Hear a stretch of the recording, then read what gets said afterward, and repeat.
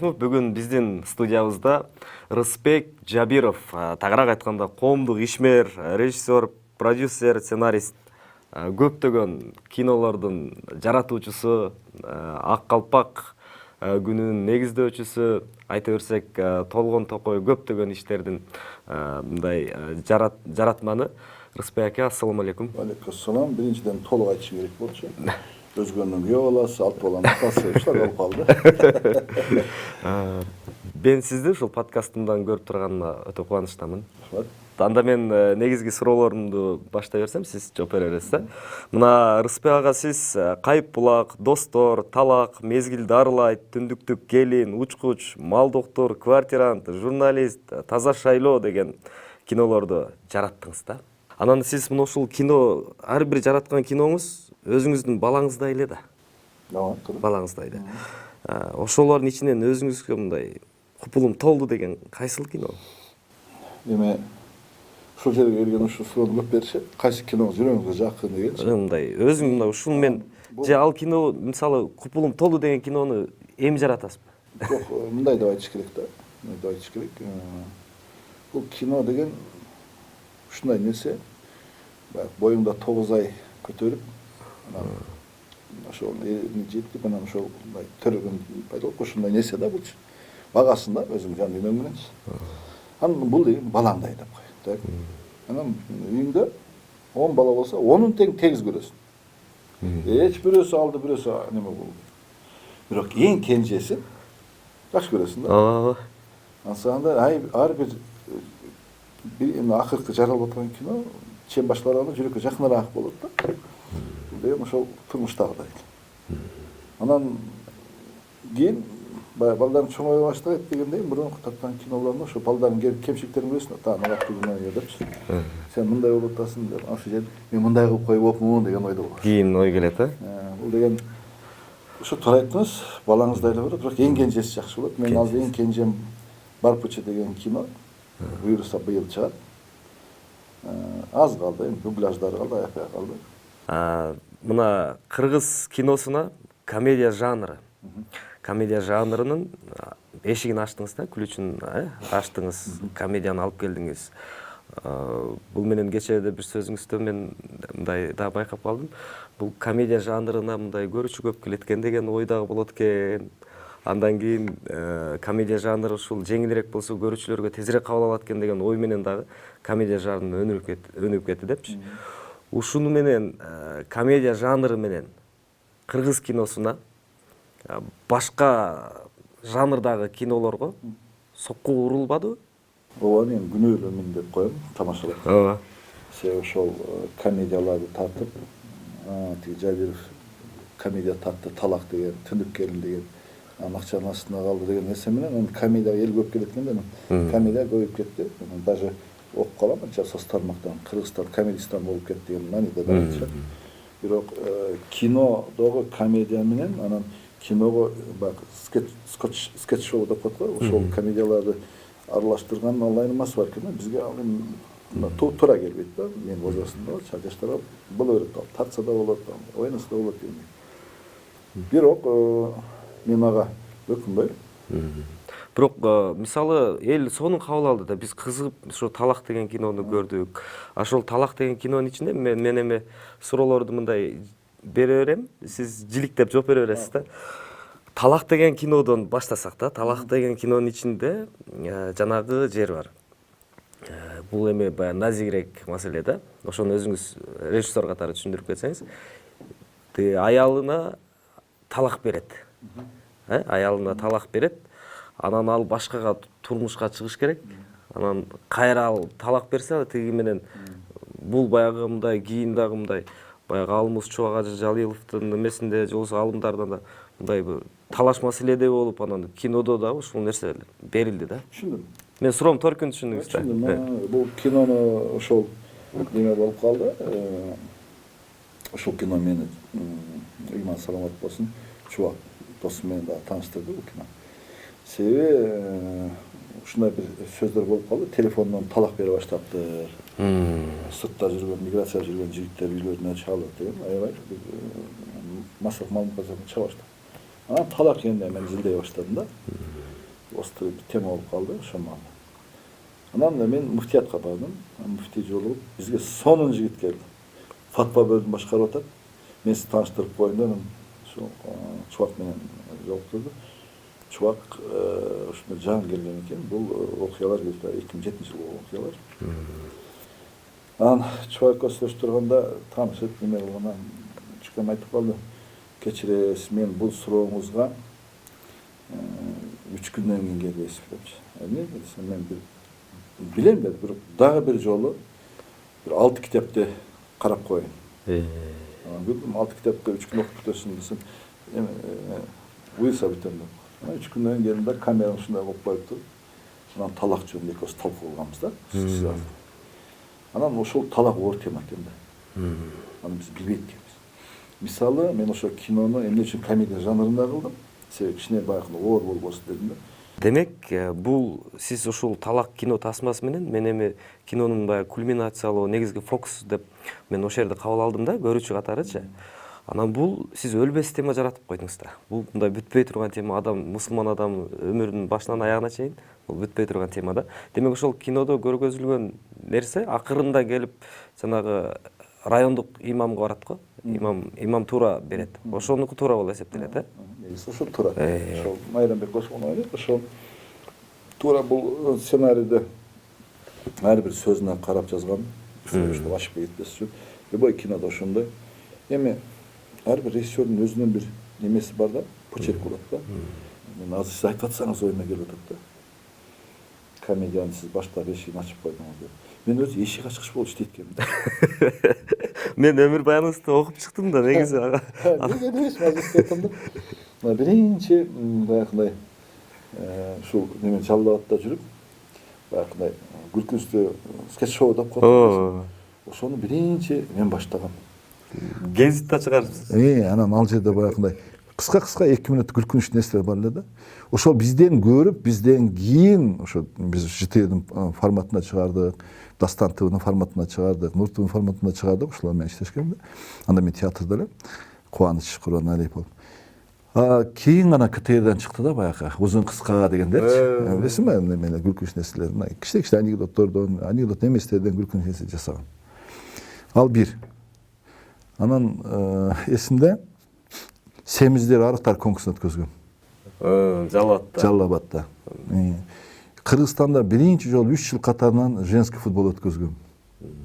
Эми ошол 95-96-97 жылы кыздар футбол ойнойт деген түшүнүк жок эле да. Мындай чочундай. Анан КВН деген нерсе унуп калган. Анан мен таппасаң сыйпалап кал деп ушул неме окуу жайлардан 8 окуу жайдын ортосуна ушу КВН өткөзөт. Азыр ойлосом, биринчи чай концертти дагы мен өткөздүм да. Азыр чай концерти өтө актуалдуу да. Ошо 97 или 98 жылы экен, эсимде точно жок. Ошто Шахар эженин чай концертин уюштурганбыз да, ресторандачы. Анан ушундай болобу экен деп көбү таң калышкан да.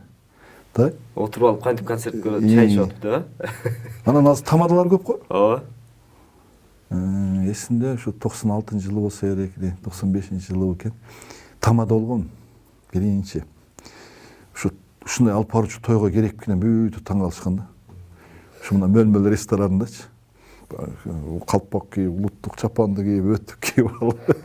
Эми анда жаш экен. Ошондо деле калпакчан дайыма калпак кийип. Жок. Негизи баягы ошондой стилде чыккан да. Стилде. Анан Рыспек аке, мына сиз вечерний Жалал Абад гезитинин редактору болупсуз да. Бардык тарапта иштеп келипсиз да. Мен мындай чыгармачылык Тамаша Куудулдар театры, Азада Бегим фольклордук топторун түзүпсүз. Анан 2003 жылы Бишкекке кетипсиз да. Анан көпчүлүгүндө мына көрүүчүлөргө айтып коюшубуз керек. Ар бир айдын 6-сы долбоорунун автору экенсиз. Ооба. Аны баары эле билишет. Ооба. Эми көпчүлүгү жана Рахман Разыков деп ушинтип да баягындай эки ойдо жүрүп калгандар бар да. Ооба. Себеби анын ошентип элдер ойлогону туура эле. Анткени мен 2017-2018 мен 16 жыл жапканмын, бирок Рахман аке барып, эме Рыспек, сен иштетпесең мен иштетейин, бул болбодучу дегенден анан мен алагай менен бир тууганда жүргөм. Мейли деп бергем. Ошондон неме кылса керек да, Рахман Разыков тартуулайт деп баягы реклама кете берет да. Негизи автору ошонун баягы нөлдөн баштап ошол жерге жеткизгиченди ошол башында мен турдум. Ошол эле учурда ошол мага өбөк жөлөк болуп мен менен ушундай үзөңгүлөш болуп иштеген ошол эле Рахман Разыков, ошол эле Абдулла Иманкулов, ошол эле Борончу Кудайбергенов, ошол эле Кубан Алиев, Тынар Курбаналиев, Рысбек Жантөрөев, Нарымбек. Кыскасы айтканда мындай көп эле кудулар кирип чыгып иштеп жүрүштү. Анан сизди баягы КВНде тамашоодо мындай конок болуп дагы барып калып жүрдүңүз да? 10 жыл. 10 жыл. Анан ошол учурдан кийин кино тармагына КВНчилер мындай көп мындай аралашты да. Мындай актерлор эмес, КВНчилер да аралашты да. Ушул менен дагы мындай кинонун нугу бурулбадыбы? Мындай нерсе да. Биринчиден ошол тамашоодо жүргөн тамашоодон чыккан бир 300дөй бала жүзүн таанытты да. Бирок ошо 300дөй баланын бир 200дөй бала ушул искусство, маданият, ошол эми кайсы тармак болбосун, ошол тармактан өзүнүн жолун таап кетти да. Алар коррупционер болгон жок. Алар бирөөнү тоноп кылмышкер болгон жок. Алар деген кыргыз маданиятына кайсы бир деңгээлде салым кошо турган адамдардан болду, тамада болду, башка болду, туруп. Буга биз сүйүнүшүбүз керек. Бул тамашоо долбоору, бул чоң мектеп. Так. Экинчиси киного келди, анан кинону эми угуп калам да. Мага деле айтышат да. Бир улуулар айтып калышат. Рысбек, айтпайсыңбы тиги балдарга, кинону өлтүрүп атышат, тиги болуп атышат, тиги мындай болуп атышат дейт. Анан мен мындай турам да. Биз эмне үчүн бирөөлөрдү уруша беришибиз керек да? Биз барып аларга акыл үйрөтүп жол көрсөткөндүн ордуна кандай дейсиң? Биз аларга барып жардам бергендин ордуна. Так, сындап коюш оңой эле да. Кандай дейсиң? Мен ошондой нерседемин да. Көрүүчүлөр дагы көрөт. Анан сындап алат. Мисалы, улуу муун, анан кийинки муун, андан кийинки муун деп мен киночулар 4 поколенияга бөлөм. 4 поколения болом. Биздин муундардан мына азыр ушу Бакыт Мукул, Дастан Жапаровлар жакшы кетип атат. Кийинки муундардан Руслан Ахун андан жакшы кетип атат. Кийинки муун дагы пайда болуп чыгып келе жатат. Булардан да күчтүүлөр чыгат. Буюрса биздин жаштардан Оскарга алгандар болот деп мен терең ишенем. Амин. Кыргыздын өңү Сүймөнкул Чокмордун өңүндөй деген сөз бар да. Бүгүнкү күндө мына ошондой эми сиз бирөөсүн айтсаңыз экинчиси таарынып калышы мүмкүн да. Мындай бирок ошондой бир актерлор, ошондой бир мындай инсандар келе атабы актерлордун ичинен? Ооба, бар. Кыргыздын Аябай, мына особенно мына ол демеде провинцияларда дагы бар, мен аттарын айтпай эле коеюн. Бирок ошол республикалык ушу борбордогу театрларда да чыккан мындай бир муундар бар. Алар 50ге да чыгыш элек. Ошо алды 40тан өтүп калышты, аяк 30дан өтүп атат. Мына ушул жерде аябай күчтүү актерлор бар. Анан кыргыз өңү Чокмордун өңүндөй деп беткер айтылган эмес. Себеби единственный Чокморов мына көптөгөн Союздун кинолорунда тартылган. Эл аралык кинолордо, Өзбекстандын киносунда, Казакстандын киносунда, башкасында ошондо уштап кыргыз ушундай болот деген түшүндүңүз да? Демек буну биз анда көрүүчүлөргө мындай аныгыраак түшүндүрүп айтып коюшубуз керек экен. Деп анан мына эл аралык деңгээлге чыга турган бизде ушундай экен да, кыскасы. Ушу убактысында бааланбайт экен да. Кийин өлгөндөн кийин ушу баалап жатып калат экенбиз да. Бүгүнкү күндө эми эң кымбат, эми сиз режиссер катары да, эң кымбат актер ким же андай бааланбайбы бизде? Же кандай болуп? Эми жаштар айтып калат да, жаштар айтып калат. Гонорары аябай тигиники чоң болуп атат. Бир күндүккө 500га чыгып атат, бир күндүккө $1000 чыгып атат, бир күндө $8 чыгып атат деп калышат. Анан мен айтам, боптур, ошол 500, 700, $800 чыкканды кантип иштетип атасың десем, ошол эртең менен 6да баштасак съемканы, анан кийинки күnkү таң аткычаң деле иштетип калабыз, кээде эми сутка эсептелип атат да, баягы $700-800, ошон үчүн бир 6-7 эпизод тартабыз. Сен операторлорун чачап калат го, тиги жок биз даже запасной операторда калабыз деп ушинтип айтып калышат да. Ошон үчүн аларды кантип тартып атат, эмне кылып тартып атат немесине мен билбейм. Бирок мен ушундай мындай сырттан карап көргөндө азыркы жаш режиссерлордун көбү мындай задача бере албайт да актёргочу. Ошон үчүн ушул профессионал актёрлорду чакырышат да. Профессионал актёрго задачанын кереги жок, алардын задачасы өтпөйт агачы.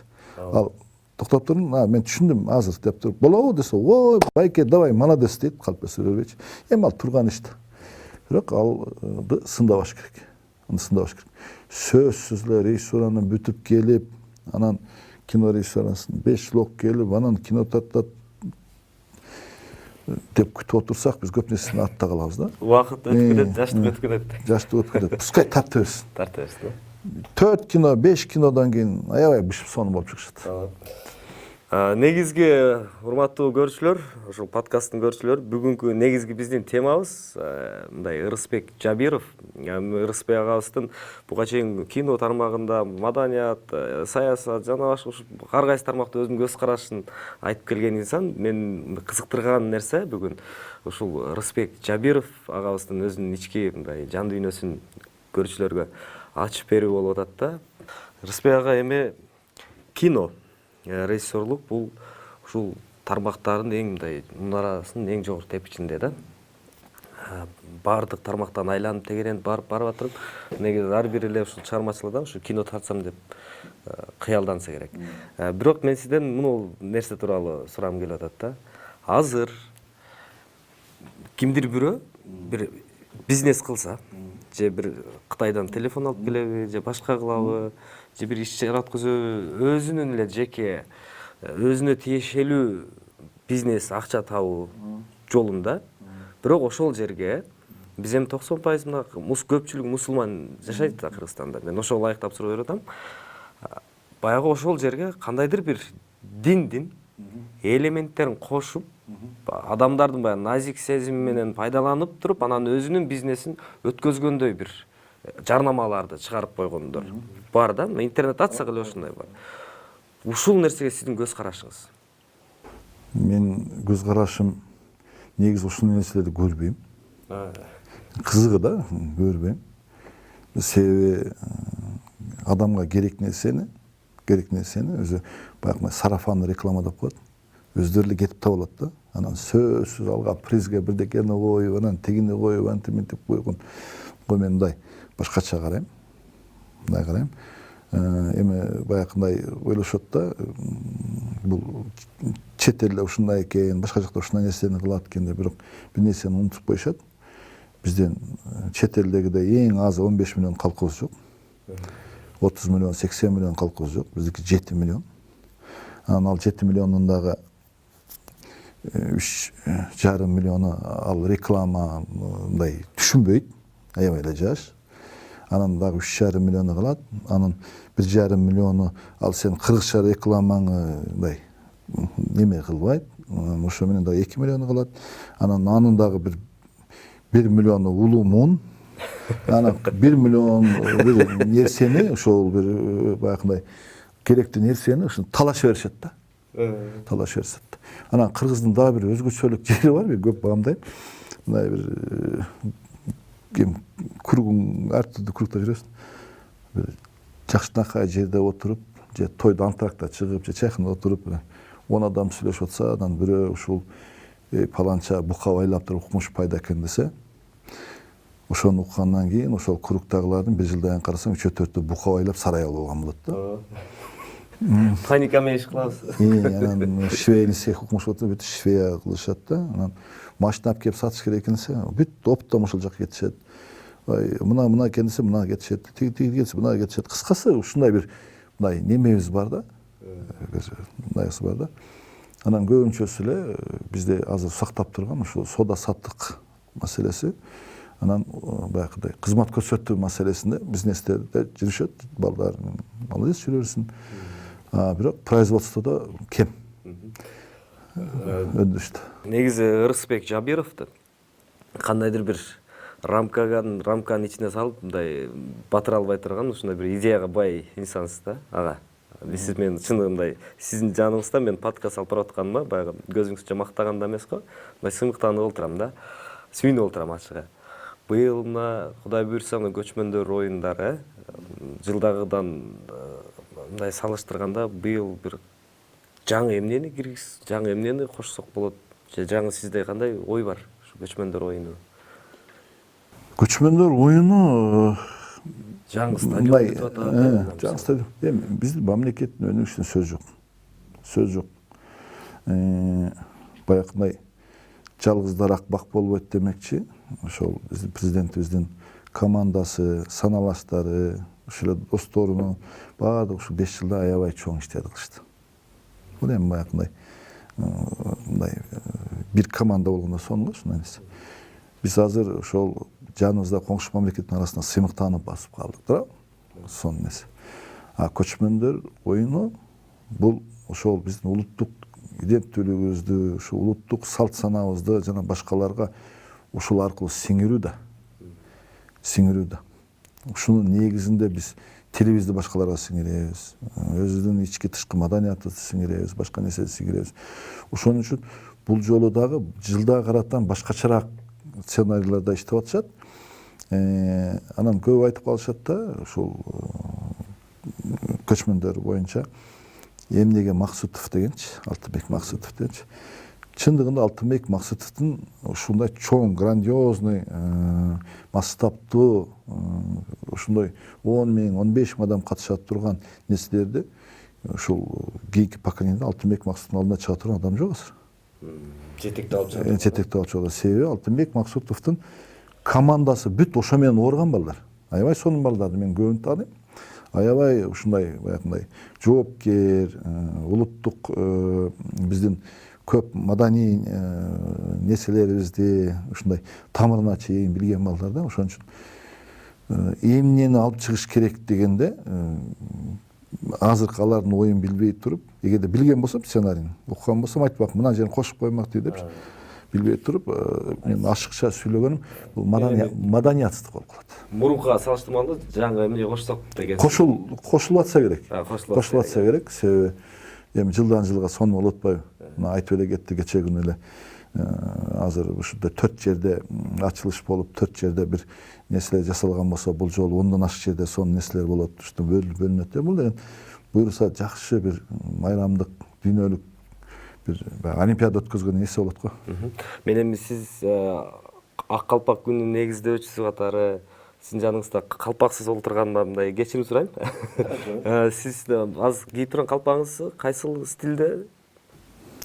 Бул калпакты Гүлмира Таштан эме Ахматова дегенчи. Ал чебер. Ошол ал мындай кийизди башка жакта албайт, анын өзүнүн станогу бар, анан ошол неме деген ак жүндөр бар да баягы, австрийский койлорчу. Ошону ат баштан башка жактан кыркып келип, жууп тазалап. Жана ак койлор. Ошону анан өзүнүн станогунда буту менен тээп токуйт. Ошону таза кийиз да бул. Бул башкача тартып турат экен да. Бунун ошо бир эле кемчилиги ушу жуусаң уже кирип берет да. Ошондой. Бирок таза кийиз. Мен өзүм жакшы көрөт окшойм, постоянно ушундай чеберлердин таза кийизден кийген аракет кылам. Сиз дайыма ак калпакчан жүрөсүз да. Эми кызык да, мындай жеңил эле суроо да. Мен ушул ак калпак күнүн белгилеп койдум, негиздедим, анан мен калпакты кийип жүрүшүм керек деп өзүңүз мындай мажбурлабайсызбы? Кээде адам кепка кийгиси келет, кээде шляпа кийгиси келет, кээде мындай жылаңбаш жүргүсү келет да. Ооба, туура эле айтасыз. Мен эми ак калпак күнүн ошо милдеттүү болуп кийбейсиз. Белгилеп коюп, анан бир кыйраттым дегенден алысмын. Мен жөн гана баягы айтып бардым, бир нерселерди баштагы чекемин депчи. Эшик ачык. Мен ушунда да улуттук баалуулуктар болгон биздин муундун кызыгуусуна аттырып койдум да, ачып койдум. Мына ошондон кийин улуттук баалуулуктарга аябай чоң басым болду.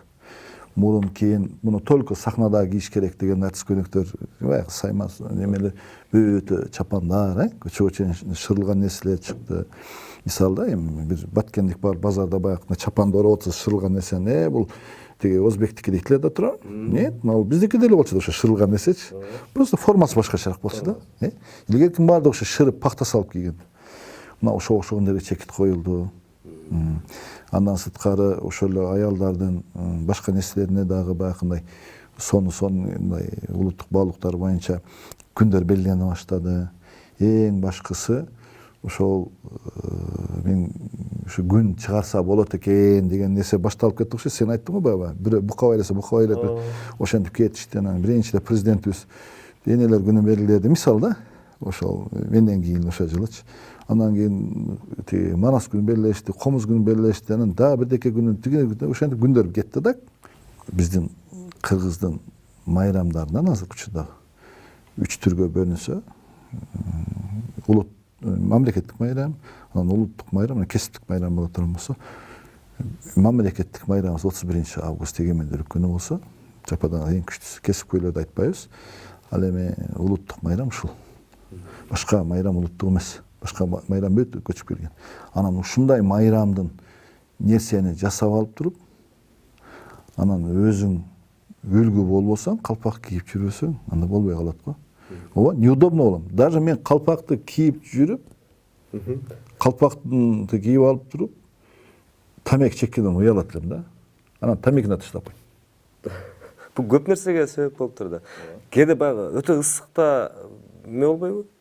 Эми ошондой деп Ушунча деле ысыкта деле мен кийишим керек деп кийип жүрө бергенде кандай? жок, үйрөнүп каласың да. Үйрөнүп каласың да. Мисалы салкын эле. Салкын эле.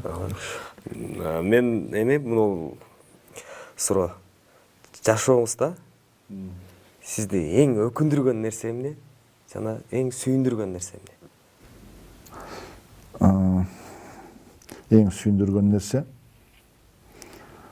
ата-энемин мага 2011-жылы берген акылы, сунушу, батасы. Көбү туура эмес түшүнөт. Көбү мени ырыскели деп дагы атап коюшат. Эми жашырган эне ошол министрлик дарача кызматта сунушталган убактысында жана башка жерлерде жетекчилик кызматта сунушталган. Бирок мен эч кимисине барбайм да. Себеби 11-жылы мен ушул бир партияга кошулуп депутат болом деп ата-энемин ошо батасын алган үйгө келгенде ошондо ошолор мага бата беришкен да. Балам, биз сага 2 дүйнө ыраазы болобуз. Эгерде чоң болбой койсоң. Неге? Агымга каршыдай го. Неге? Десең, ушу саясат эң жаман нерсе. Кашыктап чогулткан аброюңу чөмүштөп төкпөчү балам. Биз сени бирөө ушундай нерсе кылып сөз кылып атса биздин жүрөгүбүз ооруп калат. Биз курсаң ток, өзүң сүйгөн ишиң бар, чыгармачылык. Бирөөгө жамандыгың жок. Алар билген мен көңүлчө экеним, ишенче экеним мүмкүн да. Ошентип бата кылып койгон. Ошол батамдын айынан мен көптөгөн кызматтардан неме кылдым, кызылым, даже айтышты, кийин сен караганда эч ким чакырбайт, ал иштей тура алмадың, ооба. Мен 21 жашымда директордун орун басары 60-70 адам башкарганмын. 24-25 жашымдан баштап директор болуп иштегенмин. Бирок 30 жашымдан баштап туруп, личный пространством өзүм каалаган иштерге жумшай баштадым да. Өкүнбөйм, сүйүнгөнүм ошол.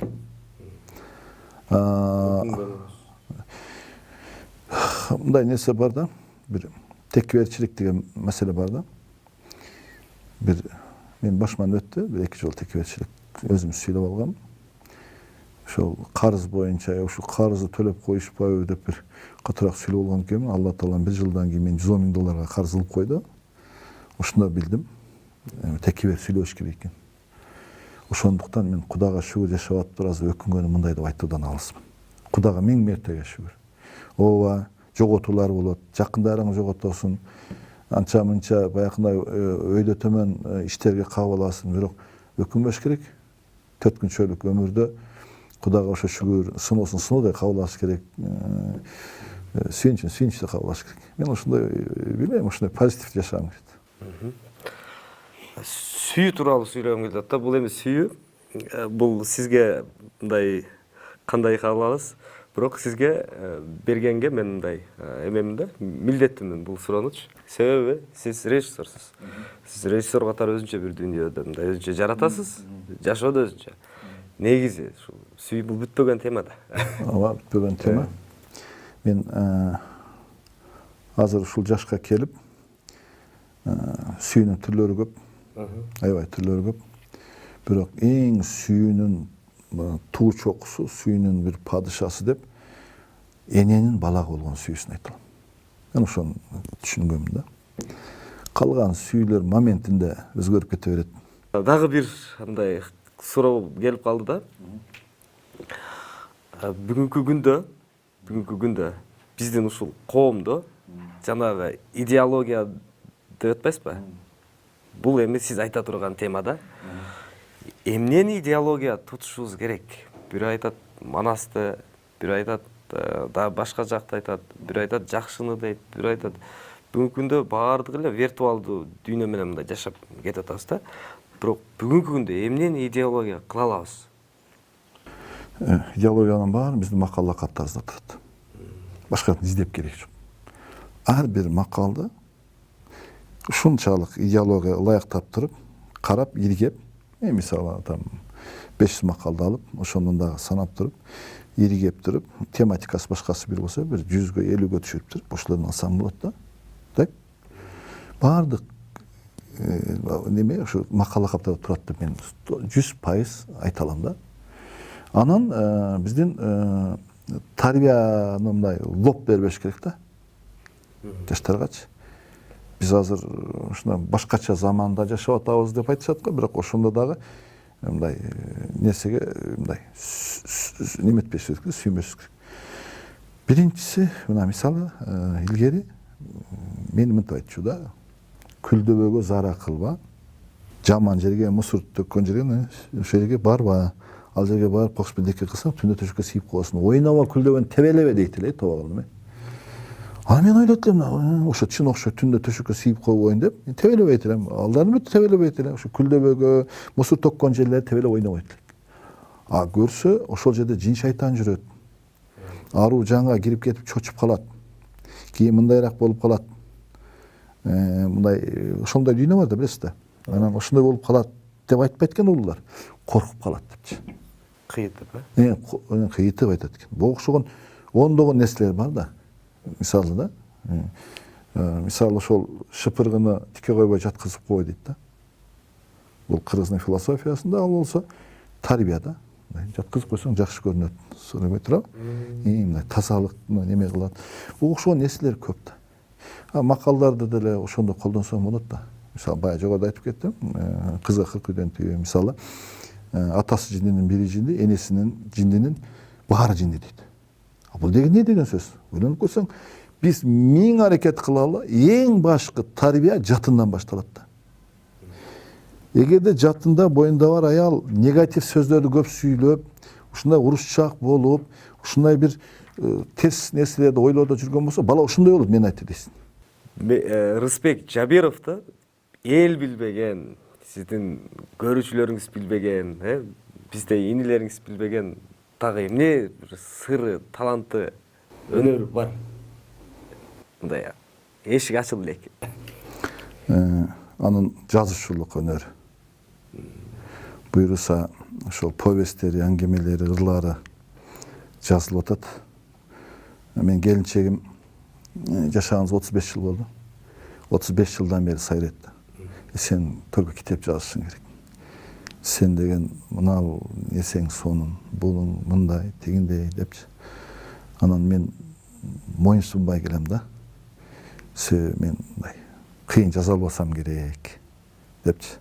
Анан биринчи биздин мындай сынчым ошо келинчегим жана ошолор да жакын адамдар, ошолор көрүп, жакын адамдар неме кылганда, эмнеге бул талантыңы жашып жүрөсүң дейт да. Анан буюрса чыкса, анан ошол мындай сон нерсе болот го дейм да. Өзбекстандын кинолорун көрсөң, сценарий бир эле да. Эки жаш сүйүшөт, бирөөсү бай болот, бирөөсү кедей болот, жуучулук барат, ушундай, мындай, теге сөзсүз түрдө бирөөсү Америкада же кысасы түшүндүңүз. Россиянын кинолорун көрсөк, көбүнчө детективдүү кинолор, Голливудтуку да бир башкача. Биздин кинолордо комедия жанрында болду, эми мынакей башка тармактарга өтүп атат. Биз ушулардан бир башкачараак бир жолду дагы алып чыга алабызбы? Ооба. Өзбекстанда ал жакта мындай байланган каптын ичиндеги демократиядан өстө чыга албайт. Мамлекеттик контроль деген болот. Теманы любой темада тарта алышат алар деле, бирок кое бербейт. Бул турган нерсе. Казактар ошол нерсени ашыкча пайдаланып кетишти.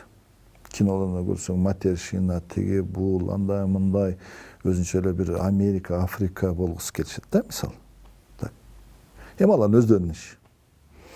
Орустар туура айтасыз. Эмнеге мен орустарды мына 10 жыл берген интервьюмда айтканмын. 10 жыл или 15 жыл мурунку интервьюмда издесеңиз чыгат, YouTube'да, гезитеде. Ошол жерде эсимде бар, мынтип айткам. Кино бул чоң идеология. Ошонун ичинен сериалдар. Бизде эч нерсе жок, апам махаббаты менен токтоп калган. Ошол учурда айттым 15 жыл мурун. Биз биринчи Мексиканын, Бразилиянын маданиятына сиңирдик. Ушундай кинолорду көрдүк. Аялдарыбыз ошондой болгусу келди. Клон, ушундай болду. Андан кийин эле Кореянын немесине сиңирдик, сериалдарына.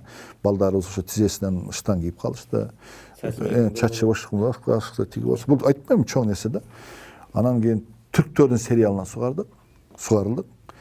Учурда дагы сугарылып жатабыз. Мен көп адамдар карап турсаң, ошол убактысын аябай 200 серияны тең көрүп, ошо түркчө түшүнүп калган. Котормосу жок көрүп атышат да, ошо адамдарчы да. Кара сүйдө чорный любовь да. Анан ошонун баары бир гана нерсе да. Ушунча күчтүү идеология. Анан кыздар түрктөрдү, Кореянын жигиттерин идеал көрө башташкан да. Кыргыздары. Түшүндүңүз да?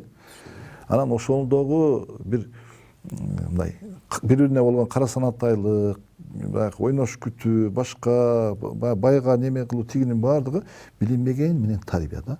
Бул столдун үстүнөн берилген сизге тарбия менен идеология болот, а бул сериалдар столдун асты менен сиңире турган тема. Биздин сериалдарга акча бөлүнгөн 3 жыл болду да, туурабы? Сонун болду да. А 30 жылда Россияны карасаң, 30 жылда ошо эме өзбектер бир 25 сериал тартыптыр, ошо 30 жылдын ичинде бизге чейин. Казактар 70тен ашык сериал тартыптыр. Тигилер 1000ден жакын болсо да бир 500ге жакын орустар сериал тартыптыр да. Бул деген идеология да. Ошон үчүн Кыргызда дагы демократияда любой киного уруксат бере бербей, биз эмнеге муктаж болсок, ошол жактарды тонкий берген аракет кылыш керек. Ошондой умный адамдар отуруш керек. Мен оюм ошол. Жана мисалы түрктөрдө акыркы учурларда жана тарыхый кинолор, Эртугрул, Осман, ошол жерде чоң идеология бар. Ал жерде еще менчиктештирүү деген процесс бар. Менчиктештирүү, анан баардыгын алып келип бир байлоо деген кээде кыргызды терс карман кылып коюшат, каласачы да. Анан эң кызыгы ошол жерде эмнени менчиктештирип атышат? Тарыхый кинолорунда Кыргыздын улуттук боз үйүнөн баштап, ременинен баштап, ат жабдыгынан баштап, тигин баардыгын эле менчиктештирип, баягы Вандагы Рахманкул хандын урпактарына барып заказды берип алып келип тигип, ушундай кылып атышат да, мисалы. Биз ошондой тарыхый кинолорду тартуудан мындай артта калып аткан жокпузбу? Неге биз финансылык абалыбызга, ушуга чейин болгон мүмкүнчүлүгүбүзгө жараша артта калдык. Албетте, алар менен салыштырып койгон, азыр жакшы. Буюрса кийинки бир мындай чоң залттар ушу тарыхый кинолордон башталат деп ойлойм мен. Күтүп турам. Ооба. Чоң рахмат анда да бир жолу. Саламат болуңуз. Биздин подкасттын бүгүнкү мейманы коомдук ишмер, продюсер, режиссер, сценарист. Мына бүгүн Рысбек Жабировдун экинчи дагы бир өнөрүн сиздерге ачык айта алабыз. Жазуучу катары айтсак туура болот. Рысбек Жабиров агабыз болду. Кийинки эфирден амандашканча, ассаламу алейкум.